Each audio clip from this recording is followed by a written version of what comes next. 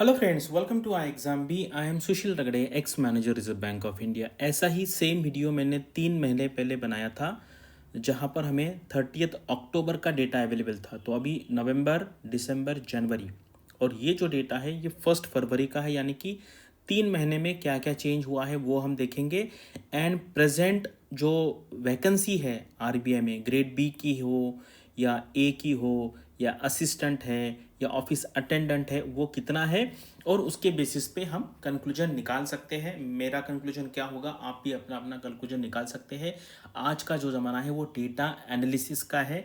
हमारे पास जो डेटा है उसके बेसिस पे हम कुछ कंक्लूजन्स निकालने का ट्राई करेंगे। चलो यहाँ पे वीडियो स्टार्ट करते हैं।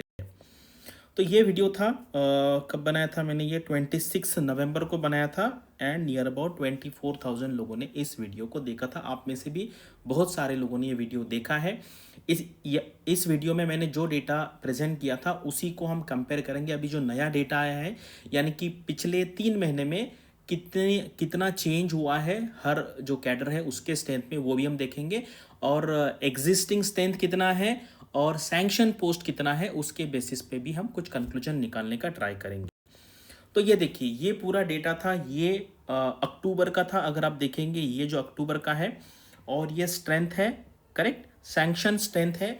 वो कुछ इतने जल्दी बदलती नहीं है, लेकिन अभी नए गवर्नर आए हैं तो वो अभी पूरा जो रिव्यू करेंगे आरबीआई में कितनी पोस्ट है, कितनी ज़रूरी है, कितनी नहीं है, नहीं चाहिए, कुछ ऐड भी करनी पड़ेगी। तो उसके बाद ये जो स्ट्रेंथ है उसका भी डेटा कुछ दिन के बाद हमें मिल जाएगा। अभी हमें दो डेटा पे ध्यान देना, ये और अभी ये जो डेटा मिला है, ये जो एग्जिस्टिंग स्ट्रेंथ यहाँ पर है।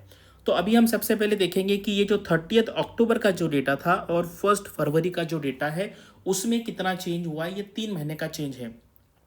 अगर आप ग्रेड ए की बात करेंगे तो ये नंबर है और ये नंबर है, करेक्ट। तो चेंजेस कितना हुआ है, यहां से यहां देखेंगे तो 64 सीट्स कम हुई है, यानी कि स्ट्रेंथ कम हुई है। ये सैंक्शन स्ट्रेंथ की बात नहीं कर रहे हम, करंट स्ट्रेंथ, यानी कि कितना स्टाफ अभी है। 64 में मोस्टली मुझे ये लगता है कि ये रिटायर्ड हो गए होंगे, क्योंकि बीच में कोई यहाँ पे प्रमोशन ऐसा कुछ हुआ नहीं है। ठीक है, कुछ कुछ प्रमोशन हो सकते हैं, जो टाइम बाउंड वाले प्रमोशन है वो हो सकते हैं, लेकिन मोस्टली अभी जो एग्जिस्टिंग प्रोसेस है, जो अभी असिस्टेंट से ग्रेड ए का जो इंटरनल प्रमोशन का जो एक्सरसाइज है वो चालू है। वो भी मैं आपको यहाँ पे बताऊंगा। यानी कि 64 यहाँ पे लोग कम हुए हैं, ऑफिसर्स कम हुए हैं। यहाँ पे ग्रेड बी में देखेंगे तो ये देखो, ये उस टाइम का है और ये आज का है। तो यहाँ पे 34 कम हुआ है नंबर, रिटायरमेंट हो सकता है, और कुछ जो ऑटोमेटिक वाले जो प्रमोशन होते हैं वो हो गए होंगे यहाँ पे, करेक्ट। ग्रेड सी की बात करेंगे तो +18 है,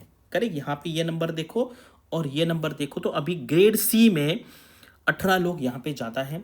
ग्रेड डी की बात करेंगे तो ये ग्रेड डी है, और ये मैं ये भी बताऊंगा आपको आगे कि क्या प्रॉब्लम यहाँ पे। ग्रेड डी, यहाँ पे अब डी देखेंगे तो यहाँ पर जो है स्ट्रेंथ 5 से कम हुआ है और ग्रेड ई का 8 से कम हुआ है। और ये असिस्टेंट अगर आप देखेंगे, असिस्टेंट यानी कि जिसको आरबीआई में क्लास 3 कहते हैं, ये नंबर, और अगर आप ये नंबर देखेंगे तो ये 128 से बड़ा है, करेक्ट। एंड अटेंडेंट है, जो ऑफिस अटेंडेंट है, उसका नंबर 103 से कम हुआ है।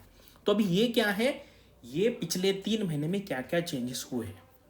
अभी हमारे लिए ये इतना इंपॉर्टेंट नहीं, हमारे लिए ये इंपॉर्टेंट है कि आज के डेट में अभी कितनी पोजीशंस वैकेंट है। अभी ग्रेड ए पे आते हैं, ठीक है। ग्रेड ए का जो सैंक्शन नंबर है वो ये देखिए, जो मैंने यहाँ पे लिखा है।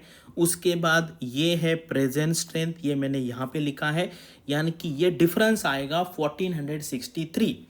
इसका मतलब है अभी यहाँ पर 1463 जो है वो यहाँ पर ऑफिसर्स ये कम है, करेक्ट, ये कम है, करेक्ट, ये डिफरेंस है। यानी कि इतने लोग रिक्रूट करने हैं, लेकिन यहाँ से मैंने 550 का नंबर माइनस किया है, क्योंकि अभी असिस्टेंट से कुछ लोग प्रमोट होके, ये 550 लोग अभी प्रमोशन चल रहा है, वो सारे ग्रेड ए में आ जाएंगे। यानी कि आज के डेट में ग्रेड ए में 913 पोस्ट, यानी कि 913 ऑफिसर्स की ज़रूरत है। इसमें से कुछ पोस्ट का नोटिफिकेशन अभी ग्रेड ए का, जो मैं पिछले 7-8 महीने से बोल रहा हूँ, वो यहाँ पे आएगा या आ सकता है। ठीक है, ग्रेड ए का पता चल गया। अभी ग्रेड बी एंड सी का क्या है ना, ये कंबाइंड नंबर स्ट्रेंथ होता है। अभी आप देखेंगे बी और सी में इतना नंबर है, करेक्ट। और यहाँ पे एग्जिस्टिंग कितना है, ये दोनों पकड़ेंगे आप तो ये इतना है, यानी कि ये हो गया आपका सैंक्शन स्ट्रेंथ, तो ये हो गया आपका एग्जिस्टिंग स्ट्रेंथ, यानी कि 105 ऑफिसर्स अभी आरबीआई में कम है आज के डेट में। लेकिन अभी पता है आपको 2024 का जो रिजल्ट है वो आ चुका है, और टोटल यहाँ पे कितने ऑफिसर्स है, 81 ऑफिसर्स अभी ज्वाइन करेंगे, यानी कि 2 महीने के बाद आरबीआई में 24 ग्रेड बी एंड सी दोनों मिला के है, क्योंकि बी एंड सी का जो डेटा है सैंक्शन स्ट्रेंथ का वो अलग अलग अवेलेबल नहीं है, यानी कि बी प्लस सी पकड़ के अभी 24 लोगों की आरबीआई में ज़रूरत है। ये बात आपको समझ में आ गई। ये सिर्फ ग्रेड बी का नहीं है, ये बी प्लस सी है, यानी कि बी और सी में एग्जिस्टिंग लेवल पे वैकेंसी ना के बराबर है, क्योंकि ये दोनों पकड़ के है, बी प्लस सी पकड़ के है। ये समझ में आ गया। चलो अभी आते हैं असिस्टेंट पे। असिस्टेंट का ये है sanction strength, correct, sanction strength हो गया। और अभी ये जो है ये वाला है करंट स्ट्रेंथ है, तो इसमें से ये माइनस करेंगे तो ये 257 आएगा, यानी कि 257 लोग अभी आरबीआई को असिस्टेंट में चाहिए। लेकिन इसमें 550 जो माइनस किए, ये जो मैंने यहाँ पे माइनस किए थे, ये अगर मैं माइनस करूंगा यहाँ पे तो 807 जो लोग हैं असिस्टेंट में आज के डेट में कम है, करेक्ट। आज के डेट में असिस्टेंट में कितने कम है, 807। चलो अभी आते हैं ऑफिस अटेंडेंट में। ऑफिस अटेंडेंट की एग्जिस्टिंग स्ट्रेंथ इतनी, ये है हमारी सैंक्शन स्ट्रेंथ, ये है हमारी करंट स्ट्रेंथ, तो इसमें से ये माइनस करेंगे तो ये नंबर आएगा 545। यानी कि शॉर्ट में मैं यहाँ पे लिखता हूँ, ग्रेड ए की अगर आप बात करेंगे तो 913 ऑफिसर्स की ज़रूरत है। अगर आप असिस्टेंट देखेंगे तो यहाँ पर 807 असिस्टेंट की ज़रूरत है, और अटेंडेंट देखेंगे यहाँ पे तो 545 की ज़रूरत है। और ग्रेड बी एंड सी अगर आप देखेंगे तो सिर्फ 24 की है, इसमें बी एंड सी मिला के है, करेक्ट। अगर मान लीजिए उनको लाना ही है रिक्रूटमेंट, तो 24 में से कुछ सी वाले होंगे, कुछ बी वाले होंगे, तो 10-12 पोजीशंस यहाँ पे हो सकती है।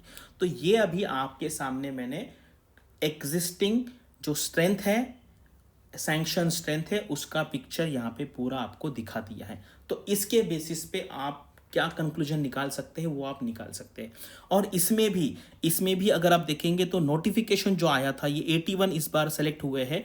नोटिफिकेशन एक्चुअली जो आया था वो आया था 94 पोस्ट का, 13 पोस्ट फिल नहीं हुई है। मोस्टली वो फिजिकल हैंडीकैप की हो सकती है, कुछ ईडब्ल्यूएस की पता नहीं। यानी कि यहाँ पर अगर आप देखेंगे तो ग्रेड बी में यहाँ पे आज के डेट में कोई रिक्रूटमेंट करने का स्कोप नहीं है, करेक्ट, डेटा के बेसिस पे। लेकिन अगर गवर्नर चाहे तो वो डिसाइड कर सकते हैं कि चलो, जैसे आपने देखा कि यहाँ पे कुछ एग्जिस्टिंग एक्स्ट्रा लोग हैं, जैसे आप देखो यहाँ पे एक्स्ट्रा है डी में, और ये एफ में भी इतने हैं। अभी ये जो डेटा है इसको भी हम कैसे एनालिसिस करेंगे वो देखते हैं। मान लीजिए ग्रेड डी में 7 लोग एक्स्ट्रा है, 7 एक्स्ट्रा है, और ग्रेड एफ में भी एक्स्ट्रा है। इसका मतलब है अभी जो सी है वहाँ पर काफ़ी सैचुरेशन हो चुका है, या डी में सैचुरेशन हो चुका है, यानी कि जो लोग अभी इस इन बिटवीन लेवल पे अटके हुए हैं। मतलब मैंने कुछ लोग देखे हैं कि जो बी में कम से कम 8, 9, 10 साल लगते हैं प्रमोशन से, यानी कि ग्रेड बी से सी में 7, 8, 9, 10 साल, 11, 12 भी लग सकते हैं अगर परफॉर्मेंस बहुत ख़राब है तो। मान लीजिए वो ग्रेड सी बन गए, उसके बाद क्या होता है, ग्रेड सी टू डी। देखो आरबीआई में बी टू सी जो है वो ऑटोमेटिक है, करेक्ट, ऑटोमेटिक है, यानी कि कोई यहाँ पे एग्जाम नहीं है। लेकिन परफॉर्मेंस के बेसिस पे जो टॉप के परफॉर्मेंस है, उल्टा कह सकते हैं हम इसको, जो बॉटम 10-15% है उसका प्रमोशन नहीं होता है, उनको प्रूव करना होता है अगले साल। तो ये ऑटोमेटिक हो गया। सी टू डी क्या है, सी टू डी एग्जाम है, correct, C two D exam है। फिर अगेन डी टू ई जो है वो ऑटोमेटिक है, करेक्ट, ऑटोमेटिक है। लेकिन फिर वहां पे अगर आगे जगह ही नहीं होगी तो वो उसको डिले कर सकते हैं। और ये सारा जो है अभी इसी के वजह से आरबीआई में काफ़ी प्रॉब्लम हो चुका है, क्योंकि कुछ कैडर्स में लोग फंसे हुए हैं बहुत साल से आगे, मतलब बड़े लेवल पे भी, मतलब मैं ग्रेड एफ के लेवल पे यानी कि सीजीएम लेवल पे भी जो वैकेंसी आ रही है वो बहुत कम वैकेंसी आ रही है, क्योंकि आपको पता है मेरे जो अभी स्टूडेंट है एग्जिस्टिंग या उसके पहले स्टूडेंट्स, उनके काफ़ी सारे जो पेरेंट्स हैं वो आरबीआई में डीजीएम, जीएम, सीजीएम इस लेवल पे है, तो मुझे वो थोड़ा सा बता देते कि यार क्या क्या एग्जिस्टिंग यहाँ पे चल रहा है। तो अभी आपको समझ में आ गया। और यहाँ पे इसीलिए अगर ग्रेड जो सेबी है, सेबी सेबी में और आरबीआई में अगर आप डिफरेंस देखेंगे, तो मान लीजिए किसी ने सेबी में ग्रेड ए ज्वाइन किया and at the same time किसी ने आरबीआई में ग्रेड बी ज्वाइन किया, तो दोनों जो एजीएम बनते हैं वो ऑलमोस्ट सेम टाइम पे बनते हैं, क्योंकि बी टू सी वाला जो एजीएम है वो 8 9 10 साल में बनता है, और उसी टाइम पे सेबी में जो ए वाला ऑफिसर है वो बी एंड सी बन जाता है। करेक्ट। तो इसीलिए आपको कभी भी डिसीजन लेना है कि कौन से ऑर्गेनाइजेशन में जाना है, तो आपको बहुत सारी चीज़ों का यहाँ पे ख्याल रखना पड़ता है, अदरवाइज अंदर जाने के बाद डिसअपॉइंटमेंट हो सकता है। इसलिए ये सारी जानकारी यहाँ पे होना ज़रूरी है। तो अभी आपको पिक्चर क्लियर हो गया। कुछ लोगों को लग रहा होगा यार इतना एनालिसिस क्यों करे, लेकिन स्टूडेंट मुझे बताते रहते हैं। अभी कल ही देखा होगा आपने, मेरा एक यूट्यूब चैनल था, यूट्यूब वीडियो था, उसके नीचे किसी ने मुझे मैसेज किया, सर मेरे पास डेटा है, मैंने कहा उनको भेज दो, तो उन्होंने भेजा, उसके बेसिस पे फिर मैंने यहाँ पे ये एनालिसिस यहाँ पे बनाया हुआ है। तो इसके बेसिस पे आप देखिए क्या कंक्लूजन निकाल सकते हैं। मैंने मेरा यहाँ पे कंक्लूजन बता दिया है आपको। भाई ऐसा तो है नहीं कि आरबीआई का नोटिफिकेशन नहीं आएगा, इसलिए ना कुछ लोग जैसे देखो ये अनसर्टन सिचुएशन है, अनसर्टन सिचुएशन में 90% लोग काम नहीं कर सकते।